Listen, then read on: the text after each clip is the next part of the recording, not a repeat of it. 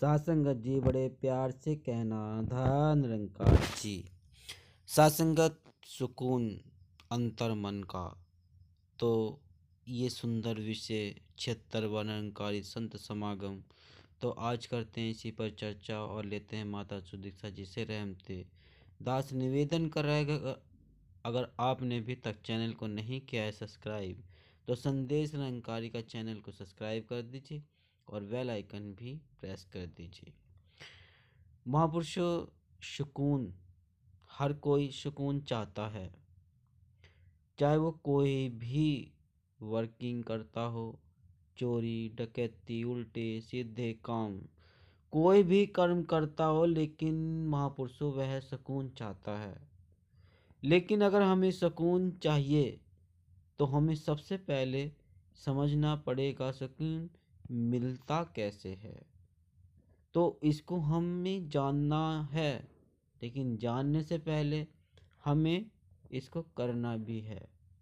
सुकून वास्तविक में है क्या, जो जीवन में खुशियाँ दे, जब हमारा रोम रोम खिल जाए, आनंद में उठ झूम उठे, वो जो पल होता है उसे कहते हैं सुकून। जब इंसान खुश होता है, आनंद उसको प्राप्त होता है और उसका रोम रोम जब खिल उठता है, रूह गदगद हो जाती है, तो उसे सुकून प्राप्त होता है।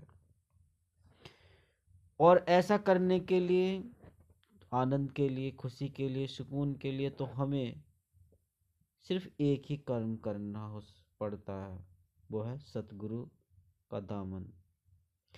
अगर हमने सतगुरु का दामन पकड़ा हुआ है महापुरुषों, तो हमें सुकून जरूर मिलेगा, क्योंकि एक यही सतगुरु है जो हमें सुकून दे सकता है। आपने समागम में गया, पढ़ा भी होगा, लिखा हुआ होगा, आपने सुना भी होगा कि आज भी सुकून, कल भी सुकून, और सतगुरु के ज्ञान से हर पल में सुकून। आखिर क्यों ये बात लिखी हुई है कि आज भी सुकून, कल भी सुकून और सतगुरु के ज्ञान से हर पल में सुकून। और कहीं ये भी लिखा होगा सुकून अंतर मन का। तो महापुरुषों, अंतर मन यानी कि जब अंतर होता है, अंदर का जो अपना आप ही अंदर से फीलिंग, वो आवाज़ जो अंदर से एक जज्बा जो होता है, वो सुकून। सत्संगत, हमें कोई भी कर्म अगर करना है तो अगर हम उसे सतगुरु को ध्यान में रखते हुए करते हैं और उसे चलते हैं तो हमें सुकून प्राप्त करते हैं। और सत्संगत, अगर हम मनमति कर रहे हैं तो महापुरुषों बात बनने वाली नहीं है, क्योंकि अवतार वाणी में भी लिखा है, जब हैं तो बात ना माने, मरे तो पीछे चलते हैं, कहे अवतार जगत में मूर्ख, अब भी अपनी मन की करते हैं।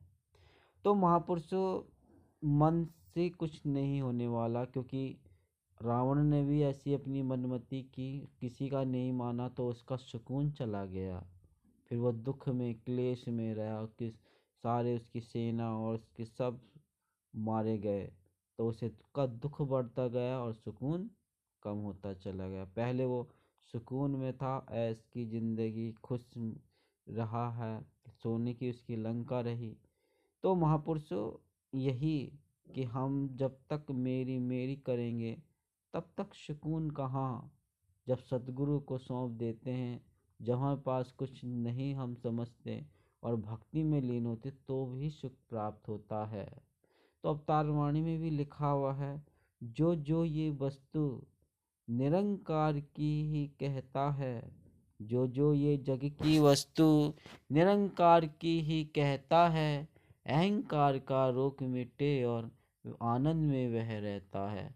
जो हमारे पास है महापुरुषों, सत्संगत, जो भी हमारे पास है, बंगला, गाड़ी, महल, अटारी, कुछ भी धन दौलत, हीरे जवाहरात, हम सतगुरु का समझें, ये इसी का ही समझे, इसी ने तो दिया है। अगर हम उसे अपना समझते हैं तो वहाँ सुकून नहीं होता, वहाँ सिर्फ दुख ही होते हैं, क्लेशवाजी। और जब हम सतगुरु को सब सोचने कि सब इसी का दिया हुआ है, तो फिर हमारे मन का बोझ बहुत हल्का रहता है। हम खुश रहते हैं, बेचिंता में रहेंगे, हमें कोई चिंता नहीं सताती, तो हम सुकून में रहते हैं महापुरुषों। तो तभी तो सतगुरु कह रहा है कि आज भी सुकून, कल भी सुकून, सतगुरु के ज्ञान से हर पल में सुकून। कि सतगुरु का जो ज्ञान है, वो जो ज्ञान बोध हमें कराया है, वो सुकून देने वाला है, वरना और कहीं सुख नहीं। क्योंकि ये संसार तो एक आग का दरिया है जिसमें इंसान झुलस जाता है। तो महापुरुषों, आइए हम सतगुरु के चरणों में रहते हुए अपनी भक्ति, निष्काम भक्ति करें और सतगुरु को रिझाएं। हमें रिझाना होगा साथ संगत। अगर हम सतगुरु को नहीं रिझा पाते तो हमारी भक्ति अधूर है, क्योंकि हमने अभी भक्ति को सही तरह से समझा नहीं। और अगर भक्ति को समझा नहीं तो फिर अपनी मनमति पर हम उतारू होंगे, और जब अपनी मनमति पर उतारू होंगे तो महापुरुषों दुख क्लेश ही होगा, सुकून नहीं होगा। लेकिन जब हम सतगुरु के ज्ञान पे चलते हैं, उसको समझ से करते हैं, वो काम अच्छा होता है, मन को खुशी मिलती है, तो फिर भी सुकून, फिर अंतर मन से ही आवाज़ आती है, सुकून अंतर मन का। तो महापुरुषों, हमें ये सावधानी बरतनी है। अवतार वाणी में भी आया है, जो जो ये वस्तु निरंकार की समझे, निरंकार की ही कहता है, अहंकार का रोग मिटे और आनंद में वह रहता है। जिसकी वस्तु उसकी समझो, विषय नहीं तकरार का है, कहे अवतार पहला प्रण है, तन मन धन निरंकार का है। जब पहला प्रण में ही हम सब कुछ बता दिया कि तन मन धन निरंकार का है, उसी का हमको समझना है, फिर तो ना हमारे पास अहंकार, ना किसी से ईर्ष्या, ना कोई नफरत, ना कोई किसी से घृणा। और जब भी नहीं होगी तो हमारा मन खुश रहेगा, खुश रहेगा तो हम सुकून में रहेंगे। वहाँ पर सत्संगत सुकून, वो सुकून जो अंतर मन की, जो अंदर से सुकून आता है। तो सतगुरु तो ये सुकून सब तक पहुँचा रहा। अब हम लेना हमें कि हम वो सुकून, वो पल हम वो ले पाते हैं या नहीं। अगर हमें लेना है तो हम सतगुरु के बताए सत्य मार्ग पर जरूर चलेंगे, उनकी बातें मानेंगे, एक कान से सुनकर निकालेंगे नहीं। जो सतगुरु का आदेश, जो निरंकार प्रभु जो चाह रहा है, उस पर हम चल पाएंगे और एक भक्त की श्रेणी में आएंगे। और जब भक्त की श्रेणी में आएंगे प्रभु, तो सुकून जरूर मिलेगा। कोई भी आत्मा या कोई किसी की आंख नमे नहीं होगी, आत्मा कोई तड़पेगी नहीं, महापुरुषों खुश रहेगी, सुकून प्राप्त करेगी। तो वही सुकून कहलाएगा अंतर मन का सुकून। क्योंकि जब अंदर से जो भी फीलिंग आती, खुश होती है, तो वो ही कहलाती है सुकून अंतर मन की, अंदर से।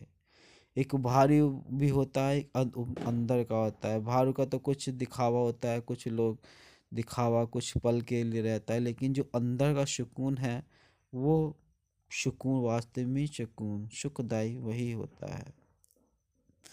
तो आइए महापुरुषों कि हम सतगुरु के बताए सतमार्ग पर चलें और सुकून की प्राप्ति करते रहे, ऐसे ही खुश रहते रहें। और निवेदन कर रहा हूँ कि अगर आपने अभी तक चैनल को सब्सक्राइब नहीं किया है तो संदेश निरंकारी का चैनल को सब्सक्राइब कर दीजिए और बेल आइकन भी प्रेस कर दीजिए। प्यार से कहना, धन निरंकार जी।